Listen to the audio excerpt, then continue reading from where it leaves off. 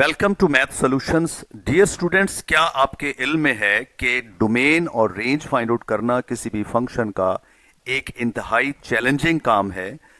Past studies और past experience बताते हैं कि हर क्लास जब भी डोमेन और रेंज पढ़ती है तो उसे एंड तक डोमेन और रेंज समझने की, रिपीट करने की जरूरत पेश आती रहती है।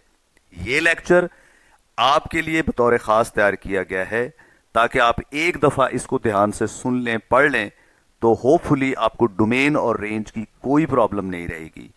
तो आइए क्वेश्चन नंबर 4 एक्सरसाइज 2.1 का करते हैं, जिसमें हमें दिए गए हैं 5 डिफरेंट टाइप के क्वेश्चंस जिनकी हमें डोमेन और रेंज फाइंड आउट करनी है। इन पांचों फंक्शंस का तारफ देखिए। ये पहला फंक्शन है लीनियर फंक्शन, सेकेंड फंक्शन है square root function, third function इससे इन दोनों से अलग टाइप का है पीसवाइज फंक्शन, फोर्थ फंक्शन है एब्सोल्यूट वैल्यू फंक्शन और पांचवा फंक्शन है रैशनल फंक्शन। हमें इन 5 डिफरेंट टाइप्स के फंक्शंस की डोमेन और रेंज बनाना सीखना है। तो आइए आगे बढ़ते हैं, देखते हैं कि व्हाट इज डोमेन। रिकॉल कीजिए, डोमेन इनपुट वेरिएबल x की तमाम रियल वैल्यूज का सेट है जो आप फंक्शन में लगाते हैं तो फंक्शन कभी 0/0 आंसर नहीं बनाता, समथिंग ओवर 0 आंसर नहीं बनाता या आयोटा आंसर नहीं बनाता। वैल्यूज कहां से लगानी है? तमाम रियल वैल्यूज आप यूज कर सकते हैं, बट अवॉइड दोज वैल्यूज जो 0/0 या ये अनवांटेड शेप्स बनाती हैं। इसके लिए हम स्ट्रेटजी क्या इस्तेमाल करेंगे? हम ध्यान रखेंगे डील करते हुए स्क्वायर रूट्स को, फ्रैक्शंस को या फिर कोई स्पेशल इंस्ट्रक्शन हो। अगर इन तीनों में से कोई चीज ना हो तो समझ लें यू आर ऑन हाईवे, ये रोड है, सारी वैल्यूज लगाइए, जो मर्जी वैल्यूज में यूज कीजिए। लेकिन अगर इन 3 चेक्स यानी कि स्क्वायर रूट, फ्रैक्शन या स्पेशल इंस्ट्रक्शन की कोई चेक पोस्ट हो तो you have to stop over there. आपको वो वैल्यू क्विट करनी होगी जो इस स्क्वायर रूट की वजह से आयोटा बनाए, जो फ्रैक्शन की वजह से डिनोमिनेटर में 0 बनाए या किसी स्पेशल इंस्ट्रक्शन की कोई इंपोज करती हो। ये 3 बातें ज़हन में रखनी चाहिए। इसी तरह से आगे बढ़ते हैं। रेंज क्या है? Set of all values of the variable g(x) which are obtained on using all input values from the domain. एक दफा डोमेन डिसाइड हो गई, आप वो डोमेन वैल्यूज लगाएंगे और आउटपुट्स का सेट बनाएंगे, वो रेंज होती है। इसके लिए भी हम स्ट्रेटजीज यूज करेंगे। सबसे पहली स्ट्रेटजी क्या है? हम इनवर्स रिलेशन बनाने की कोशिश करेंगे, x को इन टर्म्स ऑफ y लगाने की कोशिश करेंगे और y की वैल्यूज ढूंढने के लिए भी यही तीनों स्टेप्स इस्तेमाल करेंगे। या फिर हम फोकस करेंगे कि क्या फंक्शन परफेक्ट स्क्वायर जैसा है, क्या स्क्वायर रूट जैसा है, क्या मॉडुलस जैसा है, क्योंकि हम जानते हैं इन तीनों एक्सप्रेशंस के आंसर कभी नेगेटिव नहीं होते। तो इससे हमें आउटपुट्स का आइडिया मिल जाता है। एक और चीज है जो यहां मेंशन नहीं की कि एक दफा डोमेन बन जाए तो हम ये फंक्शन उस x की उन वैल्यूज से ये फंक्शन ही बनाने की कोशिश कर लेते हैं। हम ज्यादातर ये 2 टेक्निक्स यूज करेंगे, रिवर्स वाला और फंक्शन फॉर्मेशन वाला।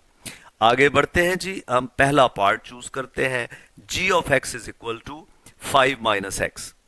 अब देखिए, इसमें जो मैंने आपको बताया था कि आपके लिए चेक पोस्ट है, सिग्नल है जहां आपको रुकना है, वो है स्क्वायर रूट और फ्रैक्शन। लकीली इस क्वेश्चन में ना स्क्वायर रूट है ना फ्रैक्शन है, तो हमें कोई टेंशन नहीं। ये बात हम बड़ी बहादुरी से और बगैर किसी टेंशन के लिखेंगे, बताएंगे एग्जामिनर को कि g(x) में कोई फ्रैक्शन नहीं है, कोई रेडिकल साइन नहीं है, इसलिए ये x की तमाम रियल वैल्यूज के लिए डिफाइंड है। मतलब इसमें x की तमाम रियल इनपुट्स यूज हो सकते हैं। इससे पता चलता है कि इसकी डोमेन फिर क्या हो गई? Set of all real numbers.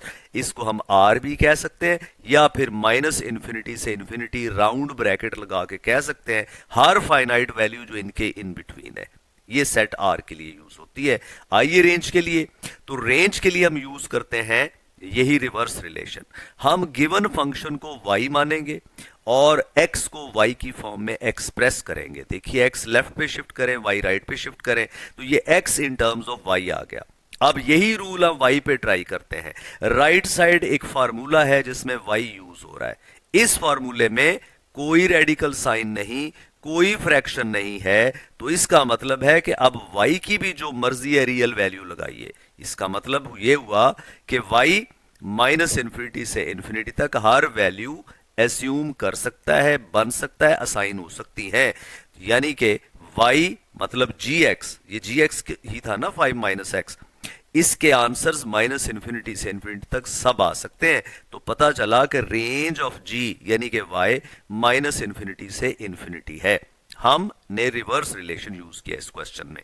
अब आपके लिए एक बोनस पॉइंट, आप इसका ये सोल्यूशन का हिस्सा नहीं जो मैं अब आपको कुछ दिखाने जा रहा हूं। अगर हम इसका ग्राफ देखें y equal to 5 minus x का, तो ये ग्राफ अपवर्ड भी जा रहा है इन्फिनिटी तक, डाउनवर्ड भी जा रहा है इन्फिनिटी तक, लेफ्ट की तरफ भी जा रहा है माइनस इन्फिनिटी तक, राइट की तरफ भी जा रहा है प्लस इन्फिनिटी तक। इसका मतलब है ये पूरे एक्स एक्सिस के सामने ग्राफ बना हुआ है, तो इसकी डोमेन इंटायर एक्स एक्सिस यानी माइनस इन्फिनिटी से इन्फिनिटी हो गई। और इसका ग्राफ पूरे वाई एक्सिस के अगेंस्ट भी बनेगा, तो इसकी रेंज भी माइनस इन्फिनिटी से इन्फिनिटी हो गई। नेक्स्ट पार्ट नंबर 2 है square root of x plus 2। लीजिए इसमें वो प्रॉब्लम आ गया। We have seen square root in this expression. There is a radical sign over x. x किसी रेडिकल साइन के अंदर है। अब हमारी मजबूरी है आयोटा नहीं बनने देना, तो x को हम सिर्फ वो वैल्यूज एज्यूम करने देंगे जिनकी वजह से स्क्वायर रूट के इनसाइड x प्लस 2 का आंसर नेगेटिव ना आए, बल्कि 0 या 0 से बड़ा रहे। इसका मतलब है 2 को दूसरी साइड पर ले जाएं, x greater than equal to -2 आना चाहिए। लीजिए तमाम रियल वैल्यूज में से x की वैल्यूज -2 और उससे सारी बड़ी वैल्यूज होनी चाहिए। -2 से बड़ी वैल्यूज इन्फिनिटी की तरफ होंगी। तो यहां से पता चला कि इसकी डोमेन जो है यानी x वैल्यूज वो कैसी होगी, -2 से शुरू होगी। ये स्क्वायर ब्रैकेट बताता है कि -2 एज्यूम करना है, लगाना है, यूज करना है, और कहां तक जाएंगे, इन्फिनिटी तक जाएंगे, बट इन्फिनिटी लगाएंगे नहीं। ये इसकी डोमेन हो गई। रेंज की बात करते हैं। अब इसको y मान के भी कर सकते हैं, लेकिन y की बजाय अगर हम x की वैल्यू से ये सारा एक्सप्रेशन ही बना लें तो भी रेंज पता चल जाएगी। तो इसमें हम स्ट्रेटजी नंबर 2 यूज करते हैं।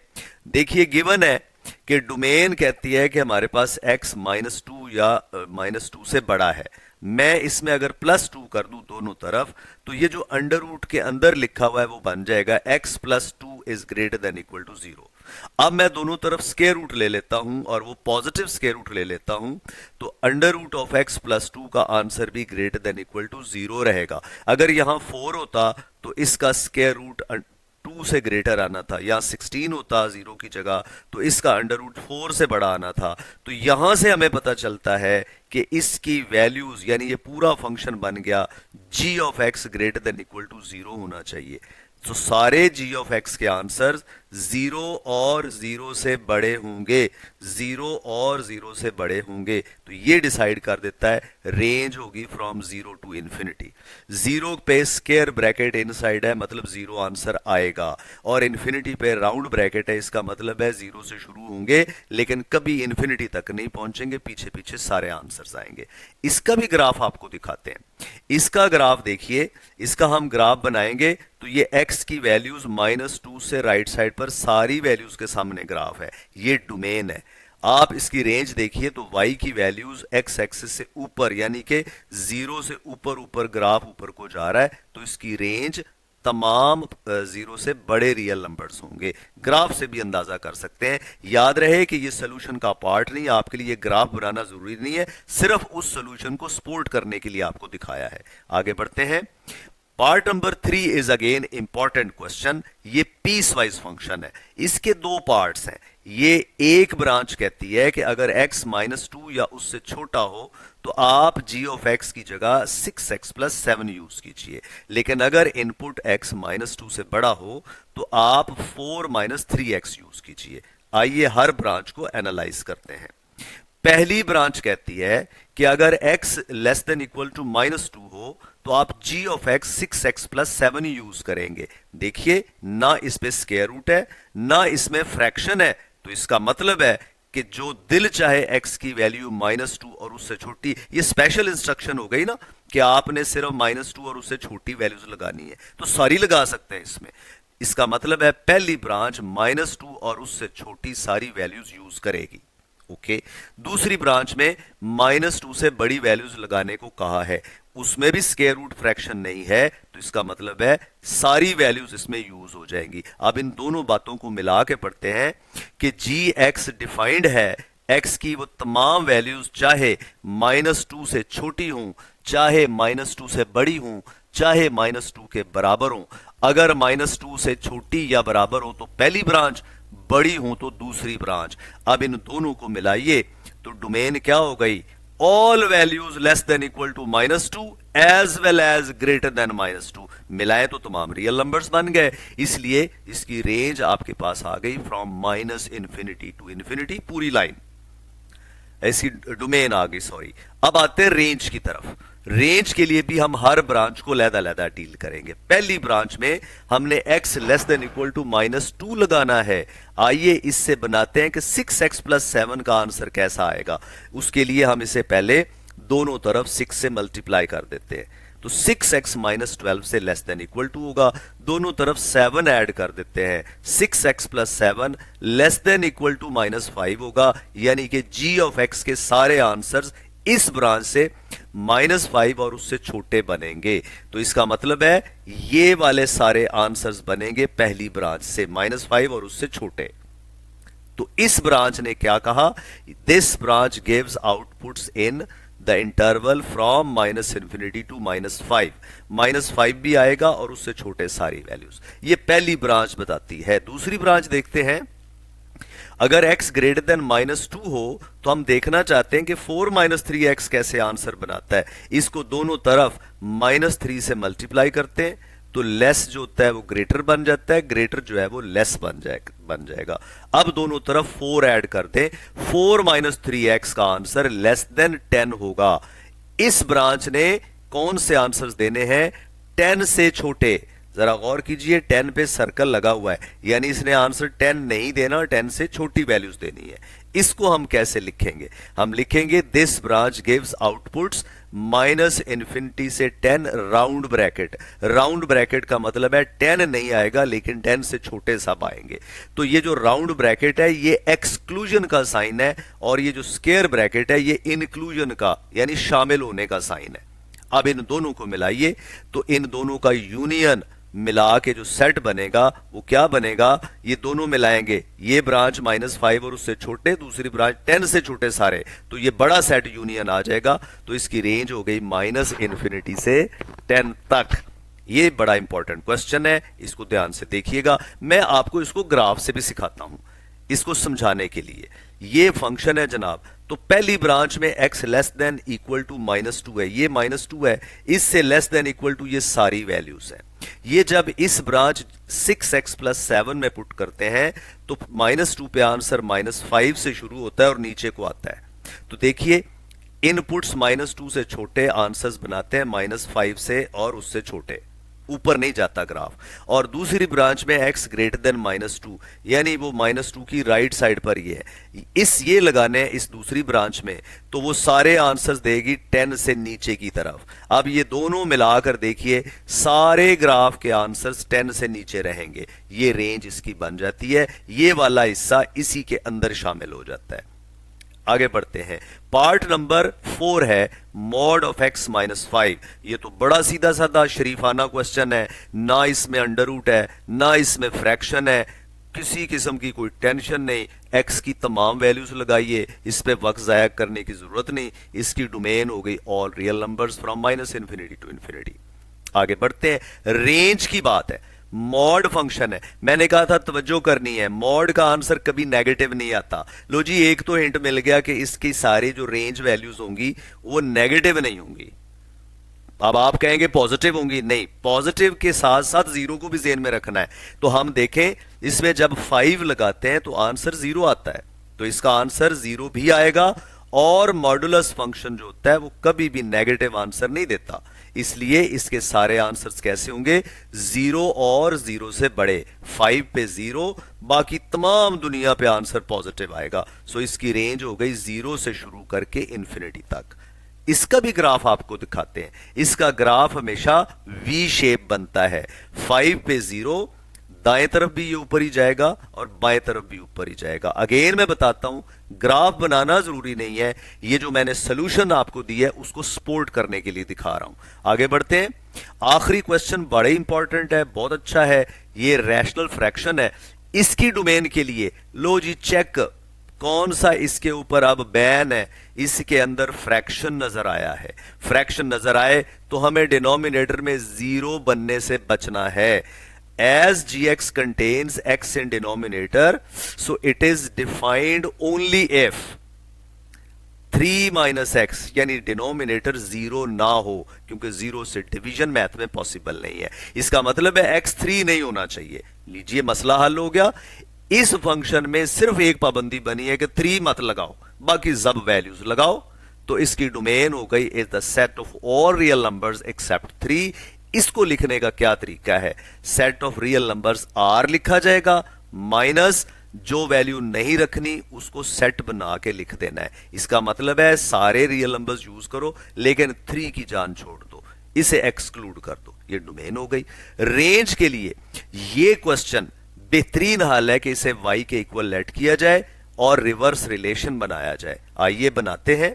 क्रॉस मल्टीप्लाई करें, ब्रैकेट खोलें और सारी वाइयां एक तरफ, सारे x एक तरफ। हमें x इन टर्म्स ऑफ, ये ऐसे ही कहा एज अ फन वाइयां कहा है, ऑल वाइज जो है वो एक तरफ होनी चाहिए और x को इन टर्म्स ऑफ y लिखना है। तो आप देखिए x वाली टर्म्स हमने एक तरफ शिफ्ट कर दी, बाकी सारी टर्म्स एक तरफ। इनमें से x कॉमन लेंगे तो ये y+1 फैक्टर अलहदा होकर इधर डिवाइड हो जाएगा। देखिए अब आपके पास फार्मूला बन गया x in terms of y। अब जो आपने इसका सोचा है वही इसका सोचें। इसके ऊपर स्क्वायर रूट तो कोई नहीं, लेकिन फ्रैक्शन है, फ्रैक्शन में डिनोमिनेटर में जीरो नहीं होना चाहिए। तो फिर ये कब डिफाइंड है, जब y+1 जीरो ना हो, यानी y की वैल्यू -1 ना हो। पता चला कि इस फंक्शन में g ऑफ x जो है वो कभी भी -1 नहीं हो सकता। g ऑफ x -1 ना होने का मतलब है, कभी ना होने का मतलब है कि इसकी रेंज तमाम रियल नंबर्स होगी लेकिन -1 नहीं बनेगा। ये हो गया जी पार्ट नंबर 5। इसका भी बड़ा मजेदार ग्राफ है। सोल्यूशन मुकम्मल है, एग्जाम में है यही लिखना है, ग्राफ नहीं बनाना। बट आप इसको देखो तो सही, ये g ऑफ x का अजीबो गरीब किस्म का ग्राफ बनता है। इसके 2 हिस्से बनते हैं। हर रैशनल फंक्शन के ऐसे ही ग्राफ बनते हैं। तो आप गौर करें, यहां पे x इक्वल टू 3, कभी भी कोई पॉइंट इस ग्राफ का x इक्वल टू 3 के सामने नहीं होगा। इसका मतलब है इनपुट्स में 3 शामिल नहीं है, डोमेन में 3 शामिल नहीं, बाकी हर एक के सामने ग्राफ है। और ये देखिए ये y इक्वल टू -1 है, इसके सामने भी ग्राफ कभी नहीं बनेगा, y की बाकी सारी वैल्यूज के सामने ग्राफ बनेगा। तो ये 3 इसकी डोमेन का हिस्सा नहीं है और ये -1 इसकी रेंज का हिस्सा नहीं है। ये था आपका क्वेश्चन नंबर 4।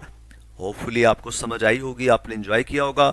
कोई भी इशू हो, अगर आप इससे सेटिस्फाई हैं तो जरूर कमेंट कीजिएगा, और अगर कोई इशू है तो आप मैसेज कीजिए ताकि आपकी मजीद हेल्प की जा सके। Thank you very much.